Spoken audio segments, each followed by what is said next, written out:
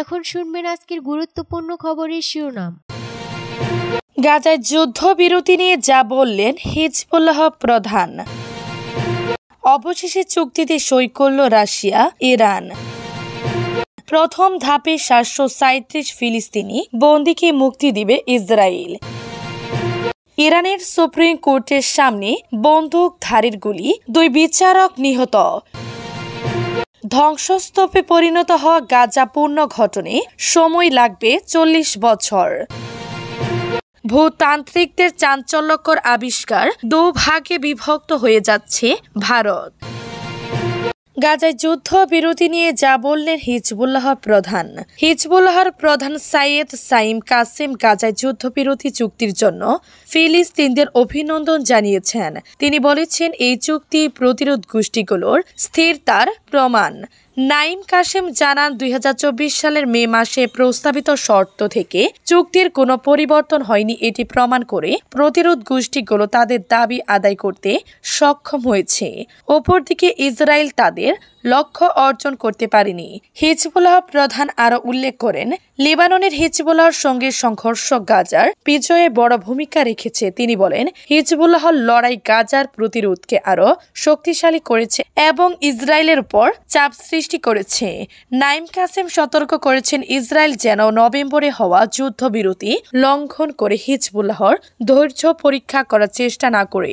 তিনি বলেন, প্রতিরোধ গোষ্ঠীগুলো তাদের অবস্থানে অটল এবং যে কোনো ধরনের আক্রমণের জবাব দিতে প্রস্তুত। গাজার যুদ্ধবিরতি চুক্তি প্রতিরোধ গোষ্ঠীগুলোর অটল অবস্থানের জয় হিসেবে দেখা হচ্ছে। অবশেষে চুক্তিতে সই করল রাশিয়া ইরান। রাশিয়া ও ইরানের প্রেসিডেন্ট ভ্লাদিমির পুতিন ও মাসুদ পেজিশকিয়ান একটি ব্যাপক কৌশলগত অংশীদারিত্ব চুক্তি সই করেছেন। ক্রেমলিনে আলোচনার পর চুক্তি অনুষ্ঠানের আয়োজন করা হয় বলে তাসের প্রতিবেদনে জানানো হয়েছে। প্রতিবেদনে বলা হয়, এই চুক্তি মস্কো ও তেহরানের মধ্যকার সম্পর্কেও নতুন মাত্রায় নিয়ে যাবে বলে আশা করা হচ্ছে। এটি কৌশলগত অংশীদার হিসেবে 2 দেশের মর্যাদা নিশ্চিত করবে।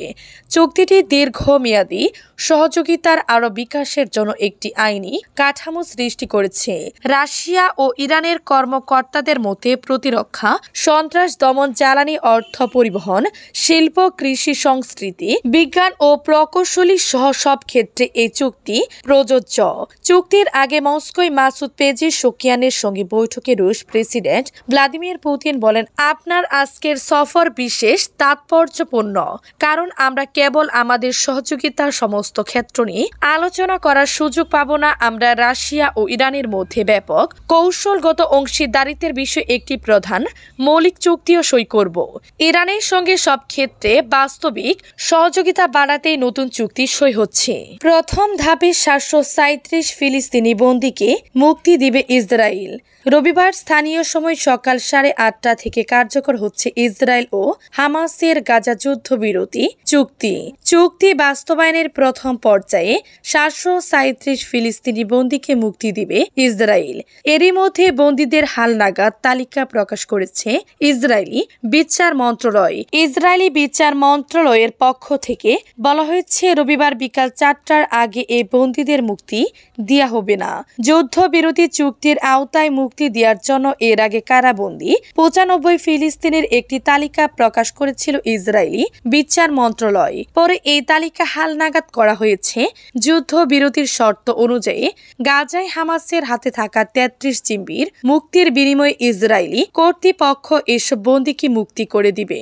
ফিলিস্তিনি 3 সংগঠন হামাস, ইসলামিক জিহাদ ও ফাতাহর বেশ কয়েকজন সদস্যকে মুক্তি দিতে তালিকায় নাম অন্তর্ভুক্ত করেছে ইসরায়েল। ইরানের সুপ্রিম কোর্টের সামনে বন্দুকধারীর গুলি, 2 বিচারক নিহত। ইরানের রাজধানী তেহরানে সুপ্রিম কোর্টের সদর দপ্তরের কাছে এক বন্দুকধারীর গুলিতে অন্তত 2 বিচারক নিহত হয়েছেন। এ ঘটনায় আরও 1 বিচারক আহত হয়েছেন। সূত্রের বরাত দিয়ে সরাসরি বার্তা সংস্থা IRNA জানিয়েছে, শনিবার 18 জানুয়ারি সকালে তেহরানের ব্যস্ত স্কোয়ারে এমন গোলাগুলির ঘটনা ঘটে। ইরানের বিচার বিভাগের গণমাধ্যম কার্যালয় কার্যালয় এক বিবৃতিতে জানিয়েছে নিহতদের মধ্যে সুপ্রিম কোর্টের ৩৯ নম্বর শাখার প্রধান হুজ্জাতুল ইসলাম আলী রাজিনী এবং ৫৩ নম্বর শাখার প্রধান হুজ্জাতুল ইসলাম মুহম্মদ মুখিসে রয়েছেন। পরে আত্মাই আত্মহত্যা করেন। বিবৃতিতে আরো বলা হয়, আজ সকালে সুপ্রিম কোর্ট একজন সশস্ত্র অনুপ্রবেশকারী জাতীয় নিরাপত্তা, গুপ্তচর বৃত্তি ও সন্ত্রাসবাদের বিরুদ্ধে অপরাধের বিরুদ্ধে লড়াইয়ের দীর্ঘ ইতিহাস থাকা ২ সাহসী বিচারককে পূর্ব পরিকল্পিতভাবে হত্যা করেছে। ধ্বংসস্তূপে পরিণত হওয়া গাজা পুনর্গঠনের সময় লাগবে ৪০ বছর। ইসরায়েলের ১৫ মাসের যুদ্ধের পর ধ্বংসস্তূপে পরিণত হওয়া গাজায় বাড়িঘর ও অবকাঠামো পুনর্নির্মাণে ৪০ বছর সময় লাগতে পারে। সেই সঙ্গে এসব পুনর্নির্মাণে $৮০ বিলিয়ন বেশি ব্যয় হতে পারে। শুক্রবার ১৭ জানুয়ারি ত্রাণ সংস্থাগুলো এমনটাই জানিয়েছে।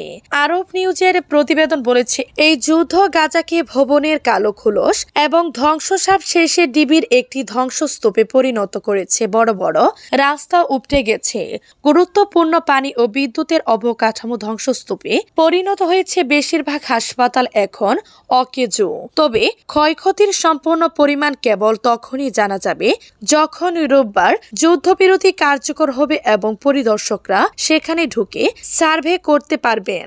স্যাটেলাইট তথ্য ব্যবহার করে জাতিসংঘ অনুমান করেছে গাজার ৭০% কাঠামো ক্ষতিগ্রস্ত বা ধ্বংস হয়েছে। এর মধ্যে রয়েছে ২,৪৫,০০০-এর বেশি বাড়িঘর। ভূতান্ত্রিকদের চাঞ্চল্যকর আবিষ্কার, দুভাগে বিভক্ত হয়ে যাচ্ছে ভারত। ভারতীয় ও ইউরেশিয়ান টেকটনিক প্লেটের সংঘর্ষে পৃথিবীর সুউচ্চ হিমালয় পর্বত সৃষ্টি হয়েছিল এবং এই সংঘর্ষ আজও চলছে। ফলে হিমালয়ের উচ্চতা বাড়ছে প্রতি বছর। তবে এই সংঘর্ষের মধ্যে ভারতীয় টেকটনিক প্লেটও ভাঙছে। বিজ্ঞানীরা জানিয়েছেন যে ইতিমধ্যে তিব্বতের নিচে ভারতীয় টেকটনিক প্লেটে একটি ফাটল সৃষ্টি হয়েছে। বিশেষভাবে এই প্লেটটি ২টি ভাগে বিভক্ত হয়ে যাচ্ছে। একটি প্লেট ইউরেশিয়ান প্লেটের নিচে ঢুকে যাচ্ছে এবং অন্যটি পৃথিবীর আর্থ ম্যান্টেলে চলে যাচ্ছে।